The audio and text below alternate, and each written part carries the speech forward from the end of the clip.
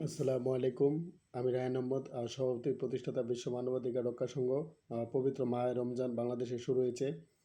বাংলাদেশে মাহে রমজান উপলক্ষে বিশ্বের বিভিন্ন দেশে, বিশেষ করে সৌদি আরব, কাতার, সংযুক্ত আরব আমিরাত, ওমান, মালয়েশিয়া, ইন্দোনেশিয়া সহ সকল দেশে মুসলিম রাষ্ট্রে দ্রব্যমূল্যের দাম কমিয়ে দেয়, কিন্তু বাংলাদেশে এই মাহে রমজান উপলক্ষে কিছু অসাধু অসাধু ব্যবসায়ী দ্রব্যমূল্যের দাম লাগাম ছাড়া ভাবে বাড়িয়ে দিই।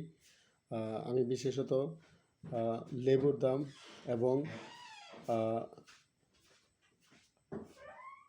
লেবু এবং তরমুজের দাম যাতে কমিয়ে দেয় বাংলাদেশ সরকার, ডক্টর মোহাম্মদ ইউনূস এবং বাংলাদেশের বাণিজ্য উপদেষ্টা শেখ বশির উদ্দিনের কাছে আহ্বান জানাই। কারণ ইফতার শেষে ইফতারের মধ্যে লেবুর শরবত এবং তরমুজ খেলে সকল রোজাদারদের কাছে আত্মার একটি প্রশান্তি তৈরি হয়। সুতরাং বাংলাদেশের এই রমজানে দ্রব্যমূল্যের দাম যাতে বেশি না হয়, সেজন্য বাংলাদেশ সরকারকে দ্রুত পদক্ষেপ নিতে হবে।